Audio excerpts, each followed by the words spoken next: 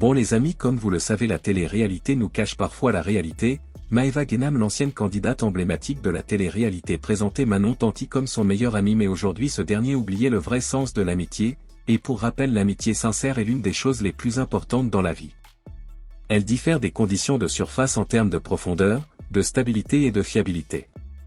Une véritable amitié se construit sur une base solide de confiance mutuelle, de compréhension et de respect. Elle transcende les situations et les aspects de la vie et offre un soutien inconditionnel même lorsque le monde semble nous tourner le dos. Un véritable ami se trouve en écoutant et en étant amical. Les vrais amis ne jugent pas, mais vous offrent un espace sûr pour partager vos pensées et vos sentiments sans craindre d'être jugés. Cette capacité à être honnête les uns envers les autres est importante. Dans les moments de joie et de difficulté, les vrais amis sont là pour partager sourires et larmes. Votre présence, même en silence, est d'un grand réconfort. L'honnêteté est au cœur de cette relation. Cela signifie honnêteté et ouverture. Les vrais amis n'hésitent pas à partager leurs sentiments honnêtes, même si c'est difficile à entendre. Ils ne le font pas pour critiquer ou nuire aux autres, mais par gentillesse et par souci du bien-être des autres. Cette ouverture permet d'éviter les malentendus et renforce les relations entre les personnes. C'est le genre de communication où chaque mot est soigneusement choisi et les objectifs sont motivés par le respect mutuel. Un autre élément important de la véritable amitié est le soutien mutuel. Les vrais amis célèbrent les succès de chacun et se soutiennent fermement en cas d'échec. Ils sont là non seulement lorsque les choses vont bien, mais aussi lorsque les choses se compliquent. Votre aide viendra sous la forme de bons conseils, d'une aide pratique, juste d'une épaule sur laquelle s'appuyer. Ce type d'unité renforce les relations et les améliore dans une large mesure. Bref, la véritable amitié est un don très important qui augmente la vie de ceux qui en bénéficient. Elle émerge lentement à travers des moments partagés, des défis relevés ensemble et des signes d'unité. Contrairement aux relations superficielles, elles ne sont pas basées sur des désirs ou des regards, mais sur de véritables relations entre les personnes. Manon Tanti confirme qu'elle préfère défendre ses intérêts que son amitié, et pour plus de détails on va écouter ses propos.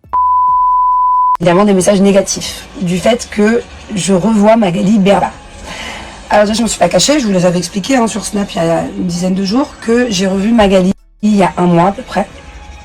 De base je ne lui parlais plus, pour des problèmes qui me concernent, voilà, des problèmes on va dire financiers. Je n'ai jamais parlé sur les réseaux et je trouve que ça ne regarde personne, quoi, les comptes entre Magali et moi, les chiffres. Donc au final on s'est revu il y a un mois, déjà pour trouver un arrangement là-dessus, et pour parler d'autres choses qui n'ont absolument rien à voir, ni avec les placements, ni rien du tout, voilà. Et donc du coup depuis ce jour-là où je l'ai revu il y a un mois, j'ai décidé de lui reparler. Et donc là, pour en revenir à pourquoi est-ce que je vous parle de tout ça, parce que hier j'étais à Bagatelle avec Magali, pas que, j'étais avec plein d'autres copines, on a été une date de 12 je crois, au final on a fini à 18. Voilà, en tout cas je ne me suis pas cachée, parce que croyez-moi que si je voulais me cacher et que ne pas vous faire savoir à vous, ni aux autres influenceurs, ou ni à n'importe qui, que je reparle avec Magali, parce que je ne voudrais pas emmener à Bagatelle de Saint-Tropez, donc on a fait les choses en soum-soum, mais donc voilà, du coup j'ai reçu plein de commentaires par rapport à hier. Bon, donc voilà, tout ça pour vous dire que je suis une grande fille, j'ai 35 ans, j'ai le droit de parler à qui je veux et de ne plus parler à qui je veux aussi. J'ai jamais été influencée pour ce genre de choses. J'ai jamais été influencée. C'est-à-dire que moi, Magali Berda, j'ai été la première avec Julien à l'époque, il y a 3-4 ans, à quitter l'agence Sean Evans. Ça a été un froid, un très très grand froid entre Magali et moi pendant plus de 6 mois, pendant 1 an je crois, 1 an. Ça a été la guerre froide, ça a été le pôle Nord. C'était congelé entre elle et moi. On était en très, très forte embrouille. Et Julien et moi on a été les premiers à partir de chez Sean Evans à aller chez Wesley. Je vous parle ça il y a 4 ans. À cette époque-là, moi j'avais toutes mes copines, tous les autres influenceurs pratiquement que je fréquentais étaient encore chez Magali. Et à ce moment-là, je n'ai jamais demandé à n'importe qui que ce soit, ne parle plus à Mag. Non, en fait, chacun fait sa vie, chacun va chez l'agent qu'il veut, chacun fait comme il veut. Donc, juste pour vous dire que, de base, j'étais la première à ne plus parler à Mag. Et là, je suis une des premières à lui reparler. Voilà. En fait, je suis un peu avant-gardiste, moi, tout ce qui concerne Magali. Je suis la première à plus parler, au final, je suis la première à revenir. Voilà, j'anticipe, on va dire ça comme ça. Non, mais c'est de l'humour. Mais voilà, en tout cas, il n'y a personne pour me dire qui je dois voir, qui je dois pas voir, que ce soit dans mes proches ou que ce soit dans les gens qui me suivent. Voilà, mais je suis quelqu'un qui écoute les conseils qu'on me donne, mais je me fais mon propre jugement et mon propre avis toute seule, de manière générale dans ma vie. Donc voilà, pour l'instant, moi je ne suis pas en exclu. Voilà, pour l'instant je parle à tout le monde, j'aime tout le monde, j'ai de soucis avec personne. Donc pour l'instant c'est comme ça. Et voilà, et je pense que nous on reparle à Mag, ouais, on l'assume, Julien il l'a filmé hier et tout, il n'y a pas de problème.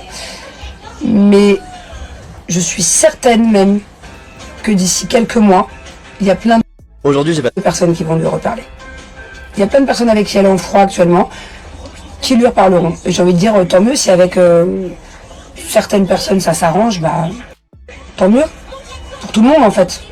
C'est ce que je souhaite à tout le monde, que ça s'arrange à tous les niveaux en fait. Voilà. Bon, c'était ça les propos de Manon Marceau, et pour Maëva Guénam, la trahison d'une amitié sincère est une expérience douloureuse et complexe qui laisse de profondes cicatrices. Les véritables amitiés reposent sur une base solide de confiance, de respect et de loyauté. Lorsqu'un de ces piliers se brise, le choc émotionnel est souvent étonnamment fort. Ce sentiment de trahison peut surgir de diverses situations, notamment la révélation de secrets, de promesses non tenues ou de manipulations sous-jacentes. La trahison d'une amitié sincère, quelle que soit la forme qu'elle prend, est toujours une insulte à la relation elle-même, déchirant le tissu émotionnel qui unit les deux personnes. Les vrais amis sont ceux avec qui nous partageons nos plus grandes faiblesses et nos désirs les plus intimes. Ils seront à vos côtés dans les moments heureux comme dans les moments difficiles et vous apporteront un soutien inconditionnel. La trahison de la part d'une personne en qui vous avez entièrement confiance est encore plus douloureuse. Les sentiments de déception sont aggravés par la profondeur de nos attentes et la force du lien émotionnel que nous mettons dans cette relation.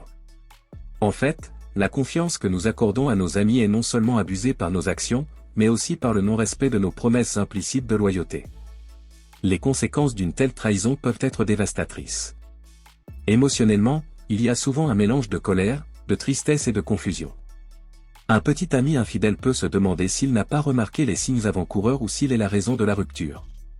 Cette introspection peut conduire à une perte de confiance en soi et en les autres, créant des barrières qui rendent difficile la reconnexion avec de nouvelles personnes ou d'anciens amis.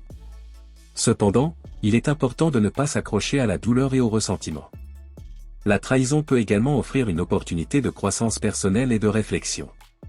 Vous apprendrez de précieuses leçons sur le choix judicieux de vos amis, l'importance des limites et le maintien d'attentes réalistes.